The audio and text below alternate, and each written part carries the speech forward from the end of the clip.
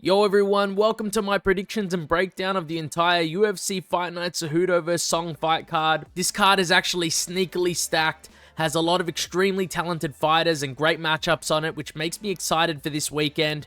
We did very well in the last card, which was the UFC Fight Night Cannonier vs Rodriguez. We got every single confident pick correct, and we did extremely well on bets as well. If you'd like to see what my bets were for that card and my overall thoughts and recap of that event, the video is up on my channel and I'll leave a link in the description as well if you guys want to go check that out. As always, I'll be starting with the prelims and working my way all the way to the main event. Timestamps are in the description and the comment section below if you'd like to skip to any fight in particular. We're going to be starting with the first fight of the card, which is Modestas Bukauskas versus Rafael Cerqueira. Now, I'm gonna get some bias off my chest about this fight right now, and it's the first fight of the card.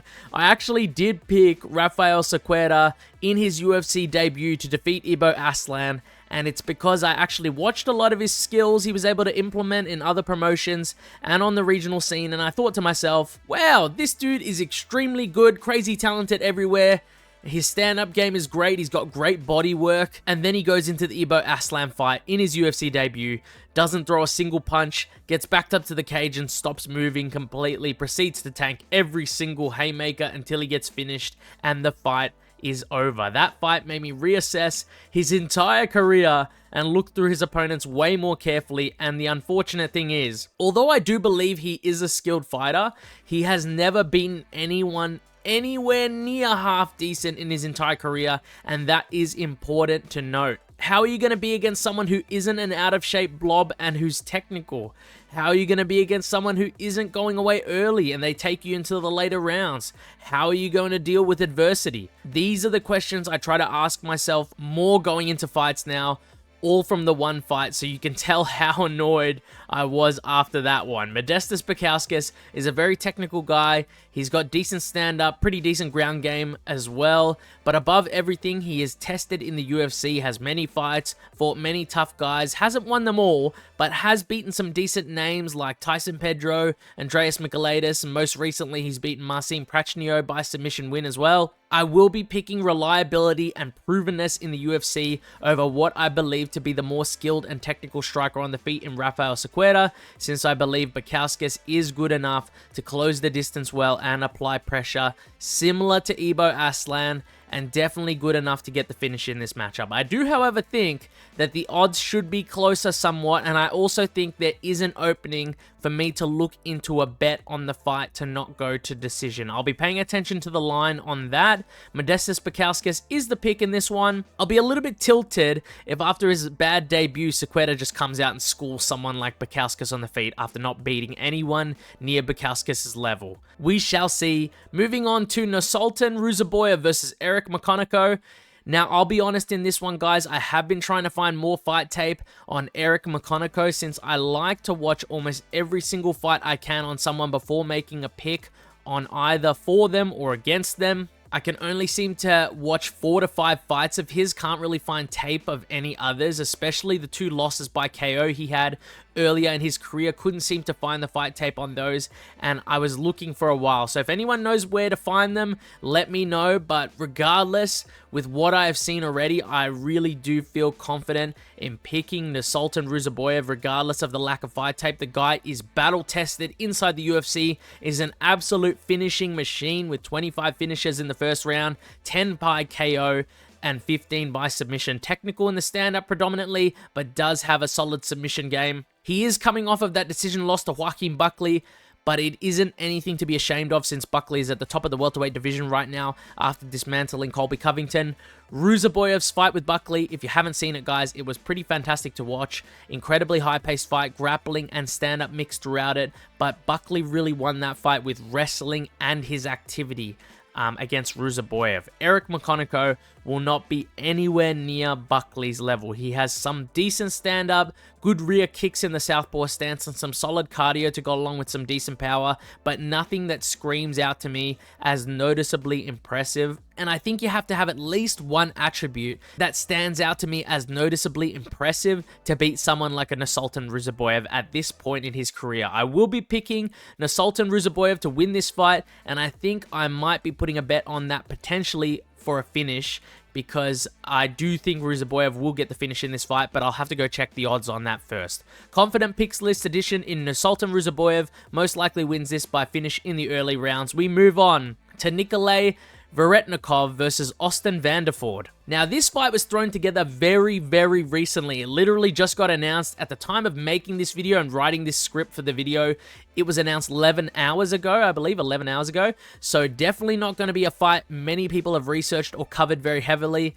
Veretennikov is opening up as a slight favorite, but these guys are very even in odds. Pretty much a pick 'em fight according to what I'm seeing here. But in my opinion, though, Veretennikov is by far the more technical and better overall fighter. The guy has only 2 recent losses, and one was a split decision loss to Danny Barlow, who's an undefeated prospect in the UFC, extremely talented stand-up fighter, and the other loss is to current ranked welterweight Michael Morales, who is also undefeated inside the UFC and on an absolute tear with a recent first-round KO over Neil Magny.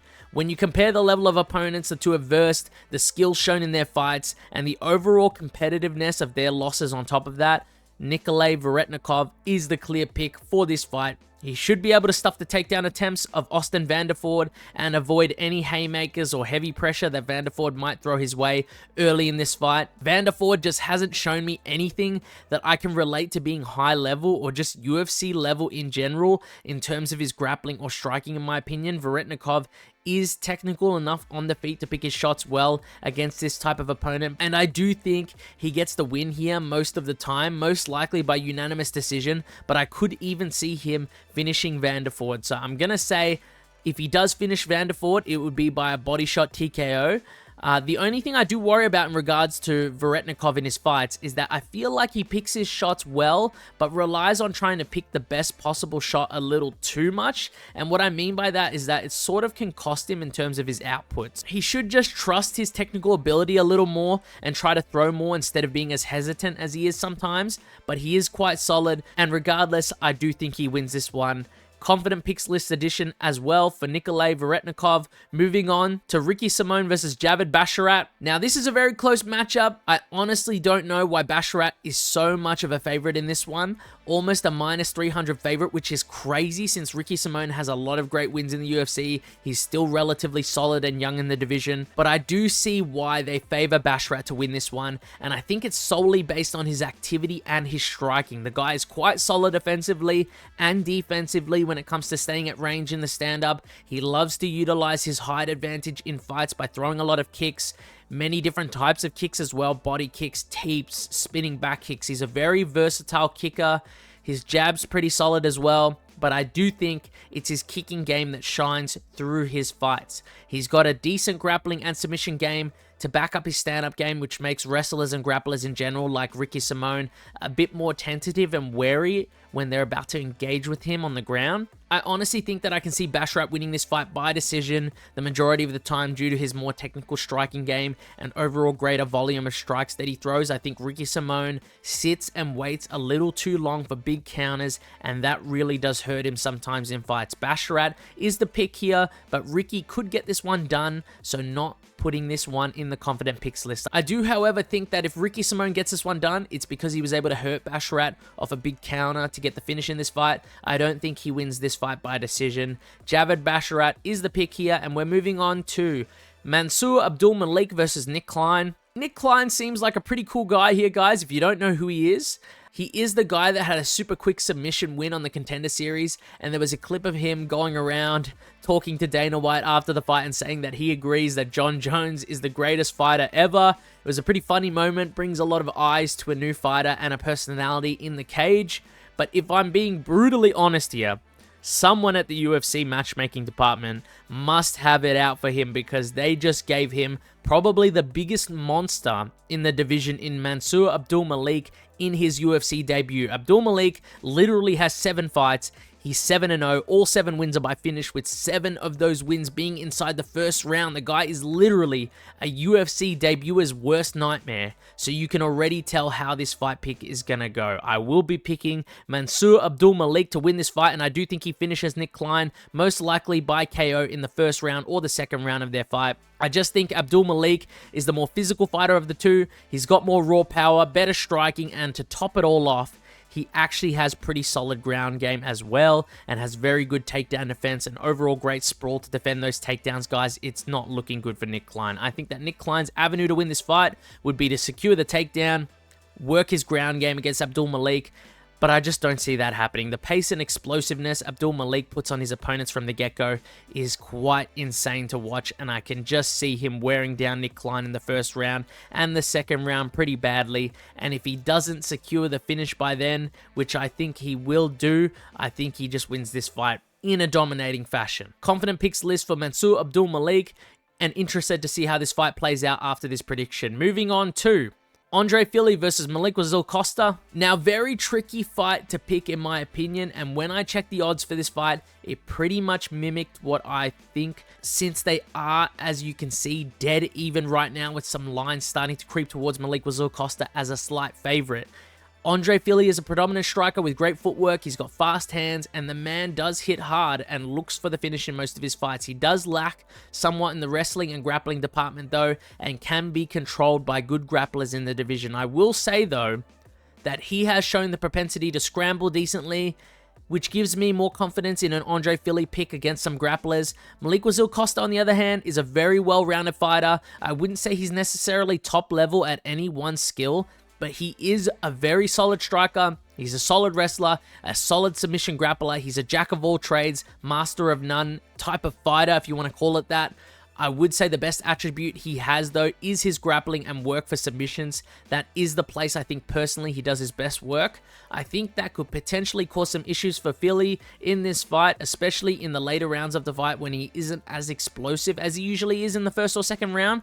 But in saying that, I do think that Fili will be the better striker of the two, the more damaging and volume-heavy striker of the two as well. And I do think that if Melquizael Costa can't secure some sort of dominant grappling position early in this fight due to Fili's sprawls and scrambles, I think Fili can quickly stack up the first and second round on significant strike count and lead on damage potentially as well. I worry about Melquizael Costa's ability to control Fili and to even get the finish in this fight, since Fili hasn't been finished by submission for a long time, even though he's versed some top level grapplers in the division like a Bryce Mitchell that do have a lot of submissions on their resume.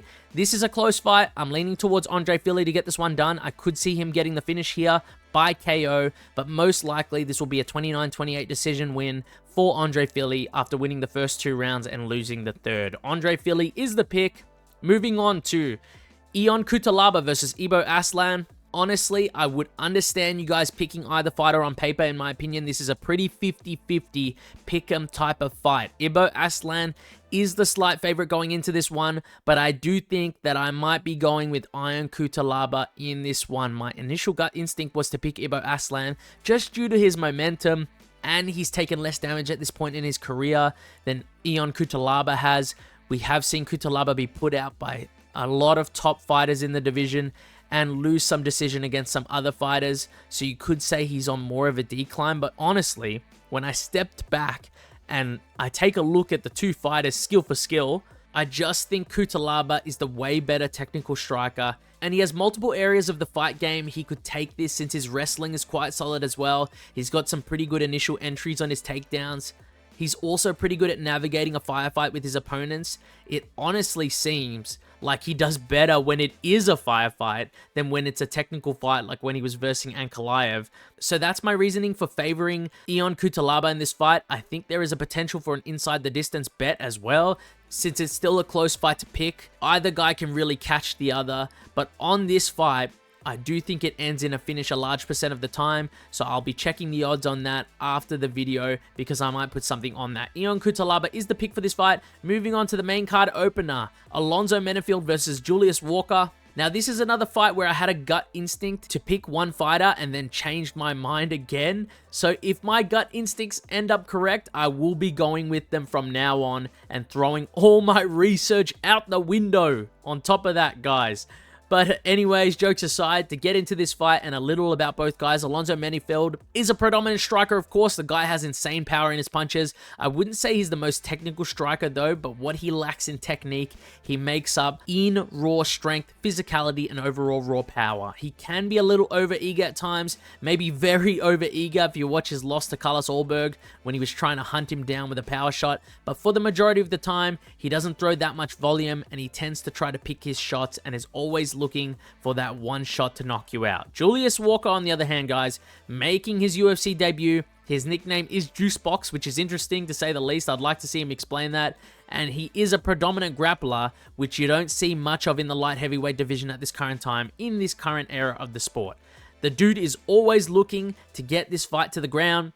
He does have the power, but he really has little striking when it comes to pure stand-up technique, so Menifield definitely has the advantage over him there. He will be looking to get in close with Menifield, clinch up, work to get this fight to the ground, and try to finish Menifield via submission or ground and pound. That is what he likes to do. Now, to get the initial gut instinct I was talking about here out of the way, I was instantly thinking about picking Menifield just due to the lack of high-level competition I've seen in Julius Walker's highlight reel. Menifield is tested in the UFC. He has some solid wins in the light heavyweight division. He can snatch up a submission like a cheeky guillotine against someone who is trying to take him down. He did it against Jimmy Crute. He's got the overwhelming striking and power advantage going into this one, so I worry for Julius Walker even being able to control Menifield since he's so strong. I'm writing this right now, and I think I'm switching my pick mid-script, guys, pretty much convincing myself Menifield is the pick as I read this out loud. If you didn't guess it already, I was gonna pick Julius Walker as a debuter in the UFC. I've written down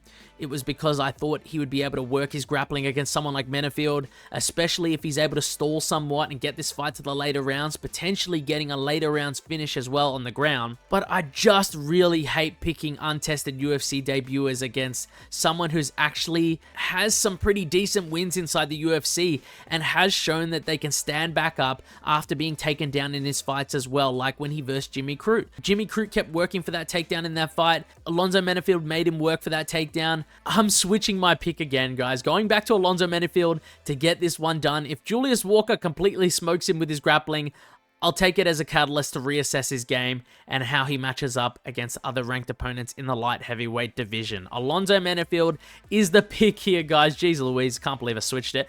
Moving on to Gene Silva versus Melsik Baghdasaryan. So guys, I do understand the hype behind Gene Silva. I am a fan of him as well. And the Fighting Nerds Gym, I did pick Gene Silva to defeat Charles Jourdain, I believe it was, in their matchup. But these odds just seem crazy to me. He's almost a -600 favorite in this fight against Melsik Baghdasaryan, who can be quite the tricky fighter on the feet. However, I do agree that Gene Silva should be the favorite, maybe a -250, -300 around there, and I do think and hope he puts on a masterclass performance in this striking fight against Melsik Baghdasaryan, because he's already shown to be a supreme talent on the feet with some heavy hands as well. I think he does almost everything better than Melsik Baghdasaryan and puts a beatdown on him in this fight. Gene Silva is a little too clean, a little too strong, and a little too solid with his pressure, his pace, and punch selection. The guy should be 100% getting a ranked opponent after this fight when he gets the win, because he is ready and he deserves it, especially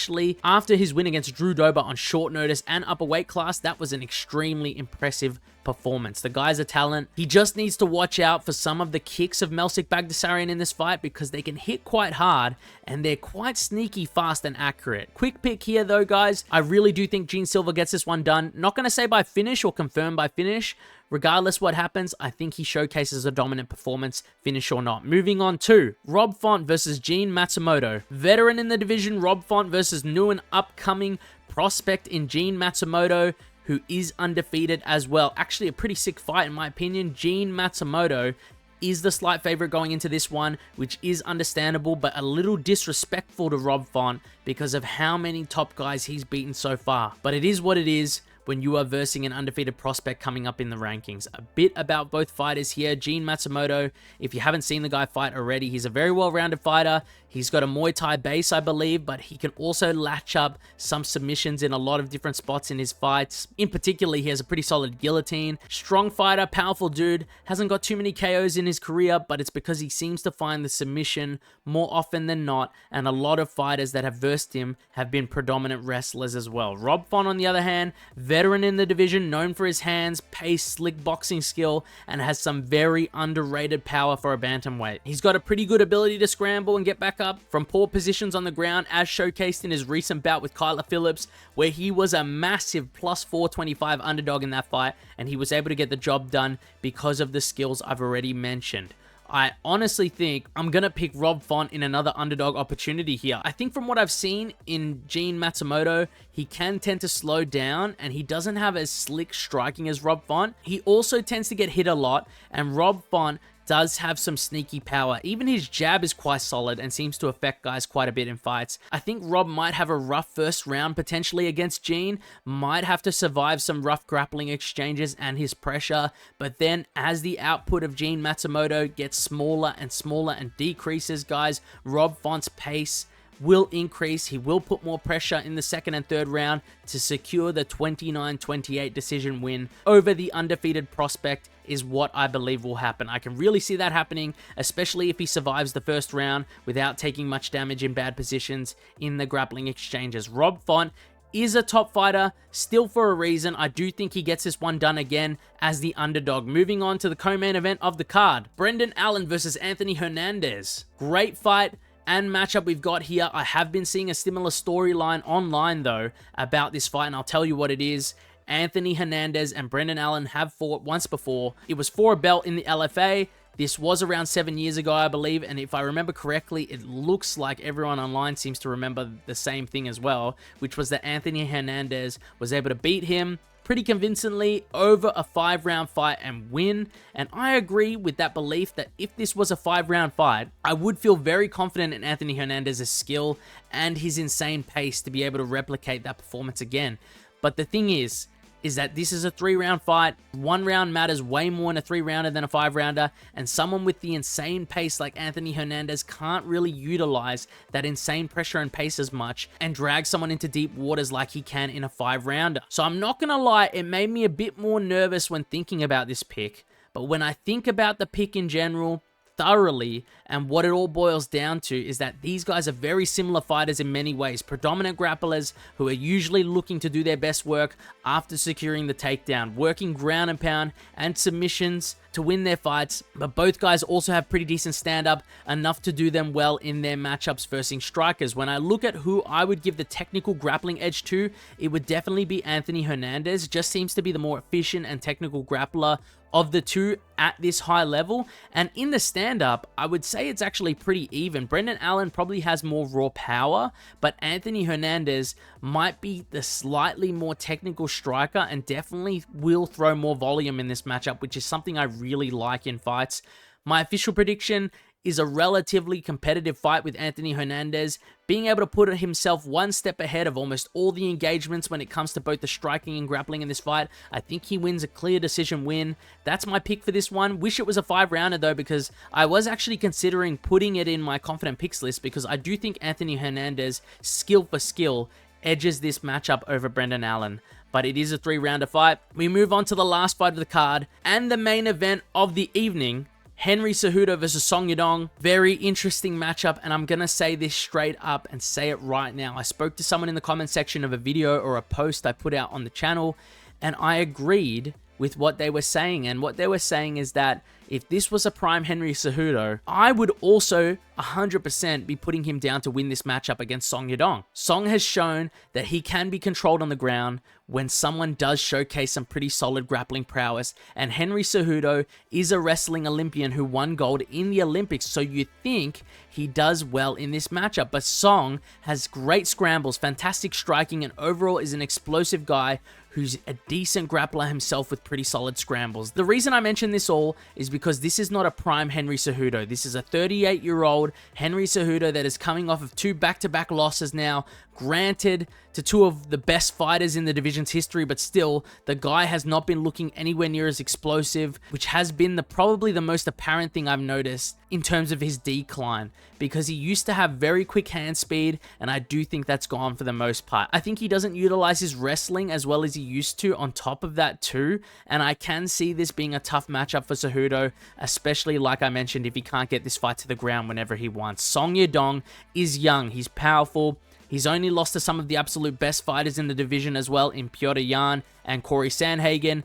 I can see him hurting Henry Cejudo and potentially putting him away sometime in round 2 or 3 of this fight. I don't think Henry will be able to strike with him at all, and this matchup may put a finish to Triple C's UFC career. It won't be a confident picks list edition, because I could potentially see Henry Cejudo being able to control Song Yadong on the ground, maybe for long enough to get a decision win, but I don't see him being able to finish Song Yadong in this fight, either in the stand-up or on the ground with his ground and pound. I'm locking in Song Yadong for the main event pick of the card, and that's it for my full card predictions and breakdown for UFC Fight Night Cejudo versus Song. If you guys have any thoughts or questions for me regarding the card, feel free to leave a comment, and I'll do my best to respond to every single comment left in the comment section below. Make sure to vote on the Cejudo versus Song main card pick poll that's still up, and I will be recording the poll's final numbers on the day before the card, which is pretty soon, so get your votes in. Thanks for watching, guys, and see you guys next time.